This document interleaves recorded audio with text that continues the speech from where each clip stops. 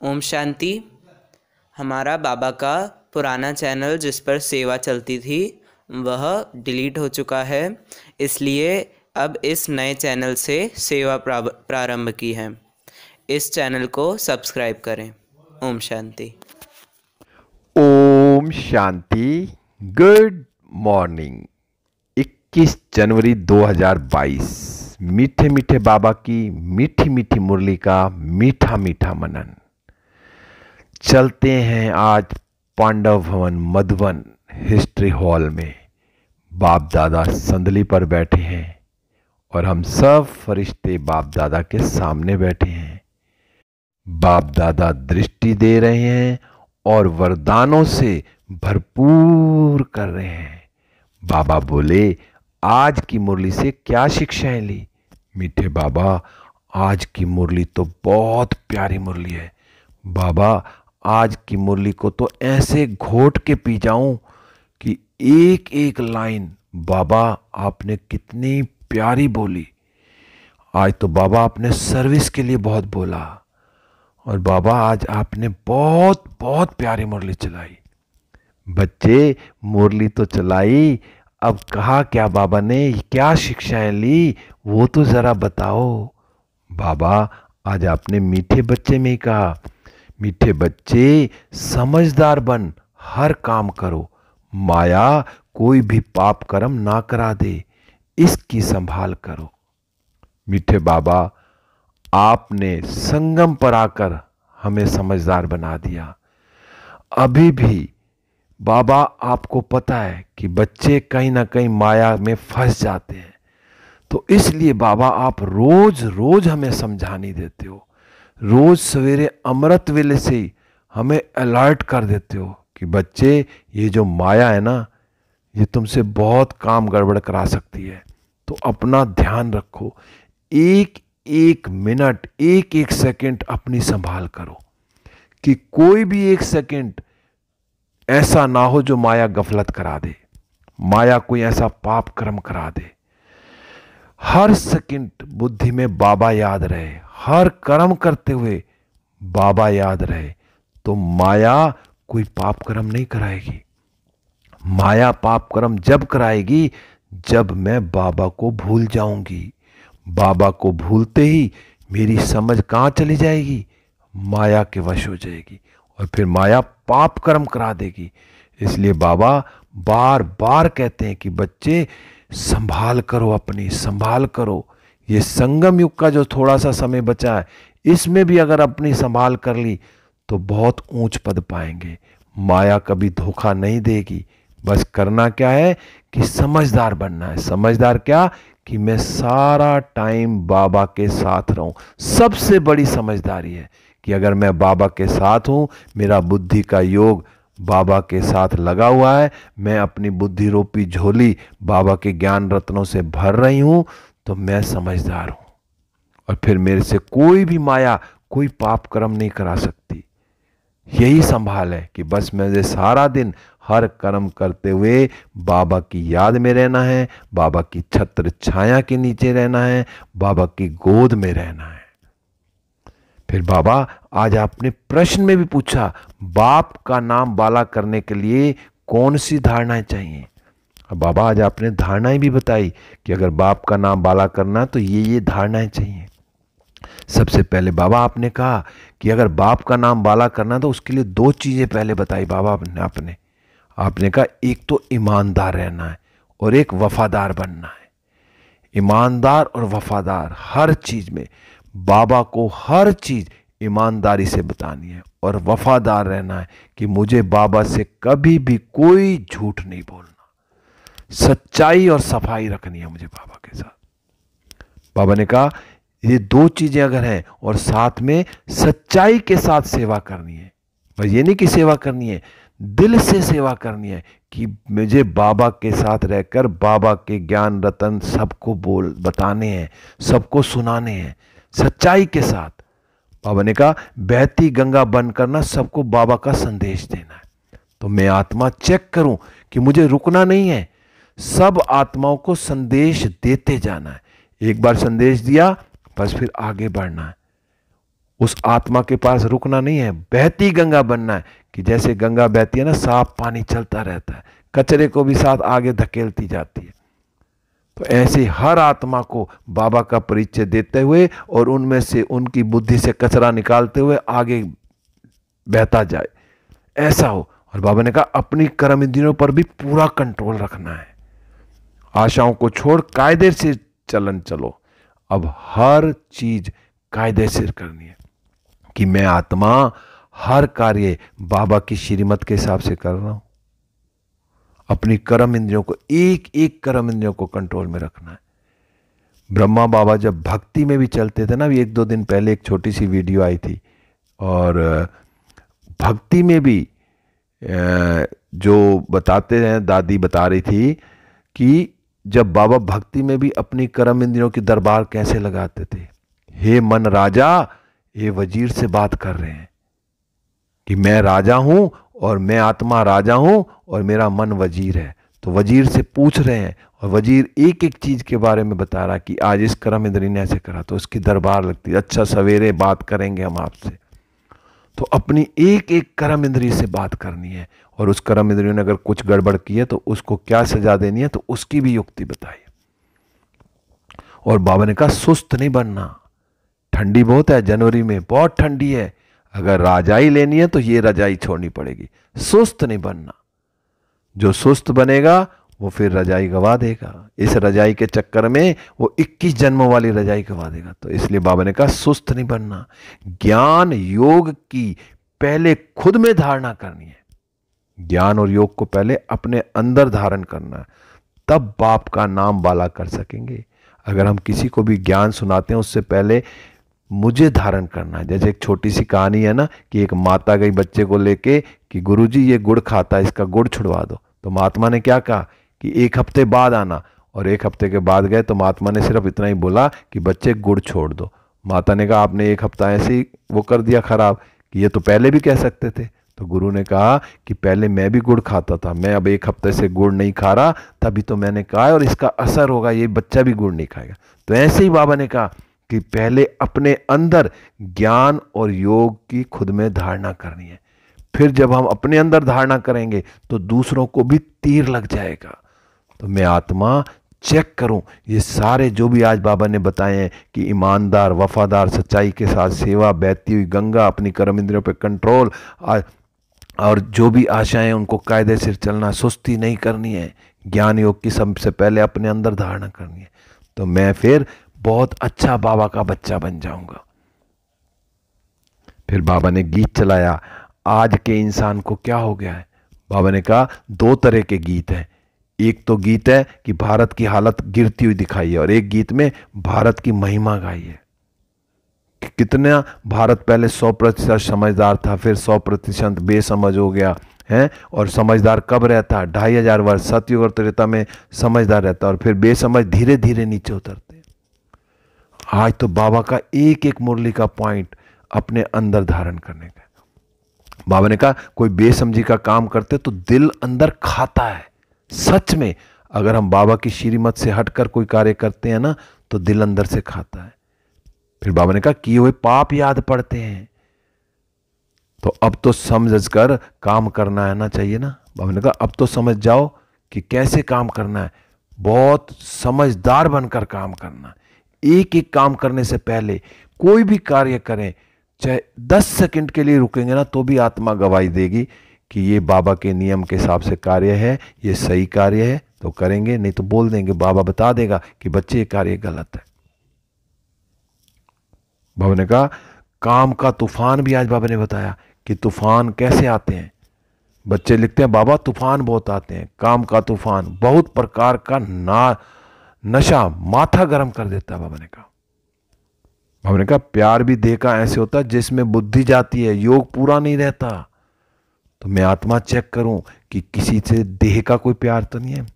जब भी हो मैं खुद को आत्मा देखूं, सामने वाले को भी आत्मा देखूं। जब आत्मा का पाठ पक्का हो जाएगा ना तो फिर हमारी अवस्था अच्छी हो जाएगी। नहीं तो बाबा ने कहा अवस्था कच्ची होने से फिर उसका नुकसान बहुत होता है। बाबा ने कहा बाबा के पास तो बहुत रिपोर्ट आती हैं, बड़े बड़े तूफान आते हैं, लोभ का भी तूफान आता है। बाबा ने कहा बेकायदे चलन चलते हैं, बाबा ने आज सन्यासियों के ऊपर कहा कि दो तरह के सन्यासी होते हैं, एक हठ योगी और एक राजयोगी। बाबा ने कहा तुम कौन से सन्यासी हो? तुम राजयोगी सन्यासी हो। बाबा ने कहा कई तो ऐसे सन्यासी होते हैं जो कुटिया में रहते हैं, उनके पास भोजन खुद पहुंच जाता, मांगने नहीं जाते। और कोई ऐसे सन्यासी भी होते हैं जो सिर्फ एक दरवाजे पर जाते हैं, भाई जो मिला उसी को खाना है, निश्चिंत हो जाते हैं। और कई ऐसे हैं जो बस उनका पेट ही नहीं भरता, वो मांगते ही रहते हैं। तो अब मैं अपने आप को चेक करूं कि मैं कौन सा सन्यासी हूं। थोड़े में संतुष्ट हूं? बाबा ने कहा तंदुरुस्ती की निशानी है योग। क्या है? बाबा ने आज बताया योग है तंदुरुस्ती की निशानी। बाबा ने कहा भल पुराने विकर्मों की भोगना तो भोगनी पड़ती है, फिर भी योग पर आधार रहता है। तो मैं आत्मा जो भी हमारे 63 जन्मों के विकर्म किए हुए हैं वो तो भोगने हैं। अगर योग से हम वो भोगते हैं तो हमें ज्यादा कष्ट नहीं होता। वो जो भोगना है वो छोटी लगती है, अगर योग नहीं है तो छोटी भोगना भी बहुत बड़ी लगती है, बहुत दुख देती है। तो आज बाबा ने बता दिया कि तंदुरुस्ती की निशानी क्या है? योग।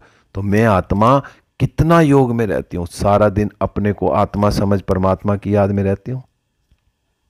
बाबा ने कहा ऐसा तो नहीं कि मुझे फलानी चीज चाहिए, भाई बुद्धि इधर ना उधर लटकती रहती है तो मुझे जो है ना नहीं करना। बाबा ने कहा जो नांगे फकीर भी होते हैं ना वो भी दवाइयों से काम चलाते हैं, अपनी कर्म इंद्रियों को दवाइयों से कंट्रोल करते हैं। लेकिन हम क्या करते हैं? वो तो आर्टिफिशियल है, लेकिन हमारा क्या है? हमारा बाबा के साथ योग है। हमारी हर कर्म इंद्री योग से शांत होती है। बाबा ने तो कह दिया कि तुम्हारा सारा मदार जो है ना योग पर है, तुम्हारा योग बाप से है, तो इससे पद भी भारी मिलता है।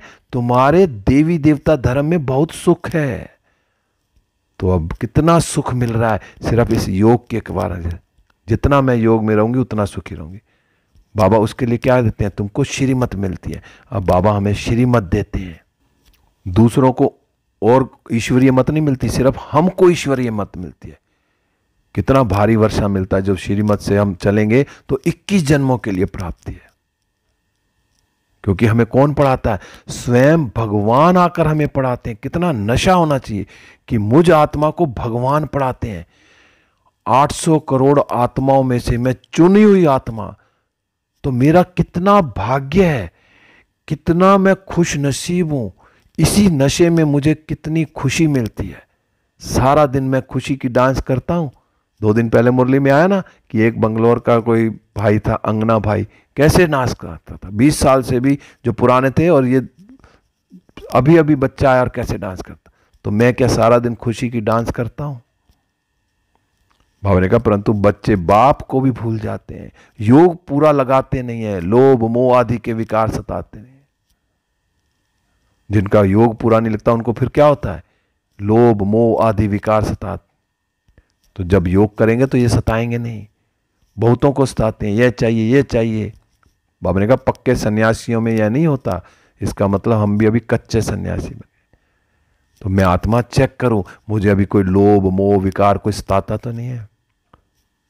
तो अपना पूरा पूरा ध्यान करना है। बस बाबा ने कहा यहां सबको ईमानदार और वफादार बनना है, सब आशाएं मिटा देनी है। अब फिर बाबा ने कहा बाबा तो हर रीति से पुरुषार्थ कराते हैं। देखो स्वयं भगवान आकर हम बच्चों को हर चीज बता रहे हैं कि बच्चे कैसे पुरुषार्थ करना, हर रीति से, कि बच्चे बाप का नाम बाला करें। और क्या करना है? एक तो योग में रहना है। बस मुझे करना क्या? मुझे एक तो योग में रहना है और ज्ञान धारण कर औरों को कराना है। बहती गंगा बनना मुझे। अब बाबा ने कहा भगवान है सबका बाप, कृष्ण को गॉड फादर है नहीं, जो कृष्ण तो गॉड फादर नहीं है। अब बाबा कहते हैं कि मुझे याद करो तो मैं क्या करूंगा? मैं शांति और सुख का वर्षा दूंगा। देखो एक भगवान को याद करने से हमें क्या क्या मिल रहा है, कितनी सहज बात बताते हैं बाबा। अगर किसको तीर नहीं लगता तो क्योंकि कुछ ना कुछ खामियां है। अब जिसको तीर नहीं लगता ना, इसका मतलब उसमें कहीं ना कहीं दाल में कुछ ना कुछ काला है। बाबा ने कहा सर्विस तो था है, तो मनुष्य शमशान घाट जाकर भी सर्विस करते हो, क्योंकि जो शमशान घाट में जाके व्यक्ति बैठता ना, थोड़ी देर फुर्सत में रहता है, तो वहां जाकर भी सर्विस करने के लिए आज बाबा ने बहुत सर्विस के रास्ते बताए। बाबा ने कहा शमशान घाट जाओ, जो है ना सर्विस करो, सबको बताना, बस तुम्हें समझाना क्या कि एक बाप को याद करो जिससे ही फल अर्थात वर्षा मिल सकता है। सन्यासी, हठ योगी, गुरु आदि क्या बताते हैं? कुछ नहीं देते। बाबा ने कहा जो भी शिक्षा आदि देंगे ना अल्पकाल के सुख की, वो तो सिर्फ अल्पकाल के सुख के देते हैं, बाकी तो सब दुख ही दुख है। सिर्फ एक बाबा ही हमें कितना 21 जन्मों के लिए सुख देता है। अब बाबा फिर कहते हैं कि मुझे याद करो, विनाश सामने खड़ा है, मुझे याद करेंगे तो स्वर्ग का मालिक बनेंगे। पवित्र तो रहना है, बाबा ने कह दिया पवित्र तो रहना है, निमंत्रण तो देना होता है ना। बाबा ने कहा दिन प्रतिदिन पॉइंट सहज कर दी जाती हैं। अब बाबा ने कितने बड़े बड़े अच्छे, आज बाबा ने बहुत अच्छी बात बताई कि बड़े बड़े शहरों में भी शमशान घाट पर जाकर समझाएंगे ना। फिर बाबा कहते हैं, बच्चे कहते हैं हमको फुर्सत नहीं है। बाबा कहते हैं अच्छा छुट्टी लेकर बताओ। सर्विस तो बहुत फायदा है सर्विस का, चाहे छुट्टी लेनी पड़े सर्विस के लिए, छुट्टी लेकर बाबा की सर्विस करेंगे तो उसमें फायदा होगा। विनाश तो होना ही है, अर्थक्वेक आदि होंगी, सभी डैम्स आदि फट पड़ेंगे, आफतें तो बहुत आने वाली हैं। जिनको ज्ञान होगा ना वह तो डांस करते रहेंगे। फिर डांस करो, बाबा ने सब कुछ क्लियर कर दिया, सब कुछ होना है। और फिर भी अगर नहीं किया तो बाबा कहे क्या करो।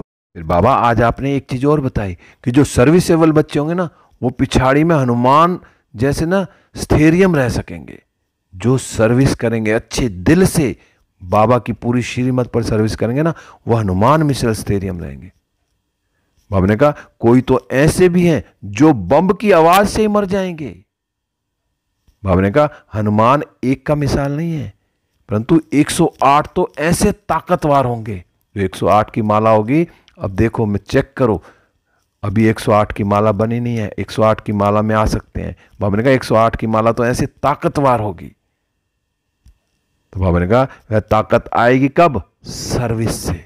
बाबा कहते हैं बच्चे सर्विस कर ऊंच पद पाओ, बाद में पछताना ना पड़े, इसलिए पहले से ही बताते हैं ऊंच पद पा लो। बाबा ने कहा फिर बाद में पछताना पड़ेगा, ये कोई नहीं कहे कि बताया नहीं, इसलिए बाबा पहले बताते हैं। ये नहीं कि जब हो जाएगा जब बाबा बताएंगे, अभी बाबा बता रहे हैं। इसको भी सहज समझाना कितना सहज है। बाबा ने कहा मंदिरों में भी तुम जाकर समझा सकते हो। आज तो बाबा ने हर जगह के लिए कहा, शमशान घाट, मंदिरों में, जहां भी जाओ समझाओ। तो उन्हों को यह राज्य किसने दिया? जो मंदिर में जाके भी ये जो लक्ष्मी नारायण है, इनको राज्य किसने दिया, इन्होंने राज्य कैसे पाया, सब समझाना है बाबा ने कहा। आज तो बाबा बार बार सर्विस के लिए कह रहे हैं। फिर आज बाबा ने कहा जो मनुष्यों को कोई बात याद करनी होती थी ना, गांठ बांध लेते थे। जो बुजुर्ग लोग थे ना पहले, जो भी माताएं थी, बहनें थी, तो कोई बात बोलते थे ना कि भूल मत जाना, ऐसे करो अपनी चुन्नी में या साड़ी में ना गांठ बांध लो, जो घर जाके याद आ जाएगी। तो बाबा ने भी आज कहा कि तुम्हें भी गांठ बांध लेनी है, तुम भी सिर्फ 2 बातों की गांठ बांध लो। अब 2 बातें बाबा ने आज बताई गांठ बांधने के लिए। क्या? किसको? सिर्फ यह 2 बातें सुनाते रहो कि बाप कहते हैं मन मना भव मध्याजी भव। बस मन ही मन उस परमात्मा की याद में रहो। और दूसरा क्या? वर्षे को याद रखना कि मुझे क्या बनना है? मध्यजी भव। वरदान दे दिया बाबा ने कि बच्चे गांठ बांध लो ये 2 बातें। बाबा ने कहा प्रदर्शनी में भी बहुत सर्विस कर सकते हो कि बाप ने हमको कहा है सबको पैगाम दो, सर्व धर्म वालों को पैगाम देना। तुम अकेली आत्मा थे, अब मुझ बाप को याद करो तो विक्रम विनाश होंगे, तुम मेरे पास आ जाएंगे। तो बाबा आज बार बार यही बोल रहे हैं। बाबा कह रहे हैं मैसेज देना सबको। आज बाबा आपने एक बहुत अच्छी और बात बताई। बाबा कहते हैं अच्छा हम तुमको किट बैग बना कर देते हैं। वाह बाबा, देखो कितना आसान कर दिया। जैसे एक मैकेनिक होता है ना, कोई भी मैकेनिक हो अपना किट बैग तैयार रखता है कि कहीं भी मुझे जाना, किसी की कोई गाड़ी वाला है तो वो भी अगर कहीं रास्ते में बुलाएंगे तो वो अपनी किट लेके जाएगा कि मुझे वो किट तैयार है। कि भाई डॉक्टर है तो डॉक्टर के पास भी किट तैयार है, इमरजेंसी कोई। पहले तो क्या होता था, अब तो यह कि हॉस्पिटल की तरफ भागते हैं। पहले क्या होता था, डॉक्टर के पास जाते थे, डॉक्टर साहब घर में कोई मरीज बीमार है तो फटाफट वो बैग उठाता था और चल देता था। किसी का टीवी खराब है तो टीवी वाला मिस्त्री क्या अपनी किट बैठाई और चल दिया। अब भी यही है। तो बाबा हमें किट बैग बनाकर दे रहे हैं। कितने अच्छे अच्छे पॉइंट बाबा ने बताया कि बाबा कहते हैं अच्छा मैं तुमको किट बैग बनाकर देता हूं। थोड़ा ही राज किसको समझाना, बाबा आए हैं भक्ति का फल देने। कहते हैं बच्चे अब अशरीरी बन वापस चलना, इसलिए मेरे को याद करो तो तुम्हारी कर्मातीत अवस्था हो जाएगी। बाबा गारंटी करते हैं फिर कि तुम स्वर्ग के मालिक बन जाएंगे, बहुतों को पैगाम मिल जाएगा। वाह बाबा, अब तो हमेशा किट बैग, हमने कहा किट बैग रखनी है, इस बुद्धि रूपी झोली में अपनी किट बैग रखनी है कि बाबा ने जो हमें पॉइंट्स बताए हुए हैं वो पॉइंट्स हमेशा याद रहें। जब सर्विस करने जाएं तो याद, पहले से ही 5 मिनट बाबा को याद करें कि मैं आत्मा भ्रुकुटी सिंहासन पर विराजमान हूं, मेरी बुद्धि में बाबा ने सारे पॉइंट रख दिए हैं, किट बैग दे दिया बाबा ने मुझे, बस अब किट बैग लेके चलो सेवा करने के लिए। बाबा ने कहा आज और आसान कर दिया बाबा ने, मतलब आज की मुरली तो गजब की है। बाबा ने कहा अच्छा सर्विस, अगर जो बच्चे 1 घंटा सच्चे दिल से सर्विस करते हैं, सिर्फ 1 घंटा कोई सच्चे दिल से सेवा कर लेना तो बहुत ऊंच पद पा सकते हैं। बाबा ने ये तो बोला 24 घंटे में कि 8 घंटा आराम करो, 8 घंटा धंधा करो, 8 घंटे याद करो। अगर अपना टाइम टेबल बनाएंगे ना तो 8 घंटे क्या 10 घंटे निकल आएंगे याद करने के लिए कि हम क्या क्या कर सकते हैं। जो जरूरी काम है 8 घंटे सोना, जबकि बाबा के बच्चे मुझ आत्मा के हिसाब से 6 घंटे में भी नींद पूरी कर लेते होंगे। 6 घंटे भी जो सो जाएगा ना उसकी नींद बहुत अच्छे से पूरी हो जाएगी। और 8 घंटे बाबा ने दिए हैं तो देखो 2 घंटे तो वहां से भी निकाल लेते हैं।